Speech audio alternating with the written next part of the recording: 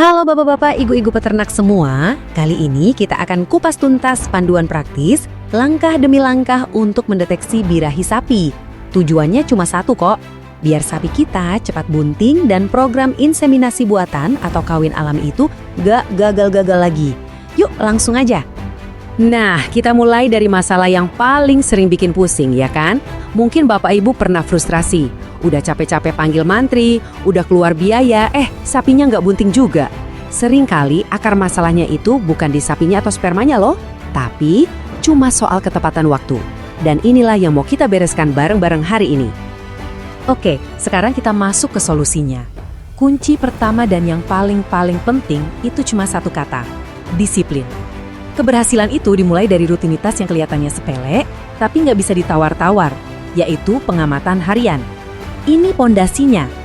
Terus, kapan waktu paling pas buat ngamatin? Nah, ini dicatat ya. Pagi-pagi, antara jam 5 sampai jam 7. Terus sorenya, antara jam 4 sampai jam 6. Kenapa jam segitu? Soalnya, di waktu-waktu itulah sapi biasanya paling aktif nunjukin tanda-tanda birahinya. Wajib dilakukan setiap hari ya, jangan sampai bolong. Nggak lama kok, cukup 3 menitan aja per ekor sapi. Oke, jadwal udah di tangan. Nah, sekarang kita masuk ke bagian yang paling asyik deh. Kita akan belajar bahasa tubuh sapi. Kita harus jadi detektif yang pintar baca tanda-tanda spesifik pas sapi lagi minta kawin. Tanda-tanda awal ini gampang banget dikenali. Biasanya sapinya itu jadi nggak bisa diem, gelisah, mondar-mandir. Terus suaranya jadi lebih sering kedengeran, melenguh terus, lebih keras dari biasanya. Kadang makannya juga jadi agak berkurang. Nah, ini alarm pertama nih, tapi kita masih butuh bukti lain yang lebih kuat. Sekarang coba deh perhatikan bagian belakang sapinya. Ada 2 tanda fisik yang jelas banget. Area vulvanya itu kelihatan agak bengkak, warnanya kemerahan, dan kayak basah gitu. Nah, yang paling penting, biasanya akan keluar lendir yang bening, bersih, dan ngegantung, mirip ingus lah. Kalau udah ada ini, wah ini tanda yang jauh lebih pasti. Nah, ini dia checklist lengkapnya biar gampang. Ada gelisah, sering melenguh, nafsu makan turun, keluar lendir, vulva bengkak, sampai ekor yang sering diangkat. Kalau bapak ibu nemu 3-4 tanda dari daftar ini, kemungkinan besar sapinya lagi birahi. Tapi ada satu tanda pamungkas yang jadi penentu utamanya. Nah, ini dia poin paling krusialnya, tanda yang 100% akurat. Kalau sapinya dinaiki sapi lain dan dia diem aja, nggak berontak, nah itu dia puncaknya. Istilahnya itu standing hit. Kalau udah lihat yang kayak gini, gak usah ragu lagi, itulah waktunya. Oke, kita udah jago nih ngenalin tanda birahi. Sekarang kita masuk ke bagian yang paling menentukan keberhasilan, yaitu waktu yang pas buat inseminasi atau dikawinkan. Soalnya salah beberapa jam aja, hasilnya bisa gagal total. Biar gampang ingatnya, ada yang namanya aturan emas. Ini pedoman simple yang gampang banget diingat buat memaksimalkan peluang kebuntingan. Yuk kita lihat aturannya kayak gimana. Aturannya gampang banget. Begitu Anda lihat tanda-tanda pasti birahi, terutama yang diam dinaiki tadi, jangan buru-buru panggil mantri IB. Sabar dulu, tunggu sekitar 10 jam. Ya, benar 10 jam. Baru setelah itu lakukan inseminasi buatan atau kawin alami. Kuncinya, jangan terlalu cepat. Biar lebih kebayang, kita pakai contoh ya. Misalnya, Bapak Ibu lihat sapinya birahi jam 6 pagi. Berarti waktu paling pas buat IB kapan? Ya, sekitar jam 4 sore di hari yang sama. Contoh lagi, kalau birahinya kelihatan jam 5 sore, berarti waktu terbaik buat IB-nya adalah besok paginya, sekitar jam 5 sampai jam 7.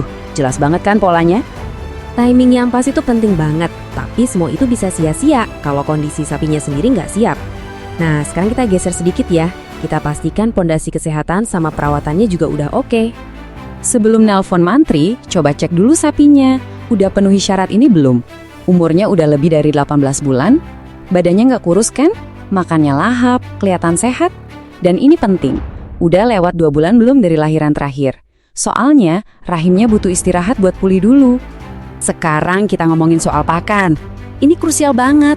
Ingat ya, sapi kurus itu susah buntingnya. Jadi, pastiin rumput segarnya cukup.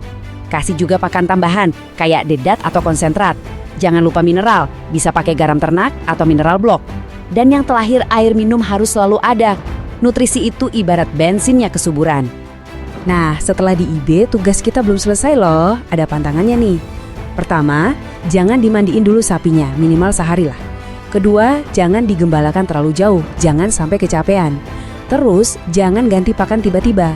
Intinya, biarkan sapinya tenang, jangan sampai stres, biar proses pembuahannya berhasil. Baik, kita udah hampir di akhir nih. Sekarang mari kita rangkum dan bahas apa yang harus diperhatikan setelahnya, plus solusinya kalau amit-amit terjadi kegagalan. Tanda awal kebuntingan yang paling jelas itu sapinya nggak nunjukin siklus birahi lagi setelah sekitar 20-30 hari. Nah, itu pertanda bagus. Selain itu, nafsu makannya akan kembali normal, bahkan kadang meningkat, dan perilakunya cenderung lebih kalem. Ini sinyal-sinyal positif yang kita tunggu. Terus gimana kalau udah 2 atau 3 kali di IB tapi gagal terus? Nah, jangan cuma diulang-ulang tanpa dicari sebabnya. Langkah pertama, evaluasi lagi pakannya. Perbaiki kualitas nutrisinya. Kalau masih gagal juga, nah ini saatnya panggil dokter hewan buat periksa kondisi rahimnya. Mungkin aja ada masalah di dalam yang perlu penanganan medis. Yuk kita simpulkan dalam 4 poin super singkat yang bisa ditempel di kandang. 1. Amati sapi setiap pagi dan sore. 2. Lendir bening ditambah sapinya diam pas dinaiki, itu konfirmasi pasti birahi. 3. Tunggu 10 jam setelah tanda terlihat, baru panggil mantri IB. Dan 4. Pakan yang cukup adalah kunci utama biar sapi cepat bunting. Gampang kan? Semua ilmu ini nggak akan ada gunanya kalau cuma didengarkan. Tapi kalau dipraktekkan, pengamatan yang jeli, waktu yang tepat, dan perawatan yang benar, saya yakin tingkat keberhasilan di kandang Bapak Ibu semua pasti akan meningkat. Pertanyaannya sekarang, siap untuk mempraktekannya?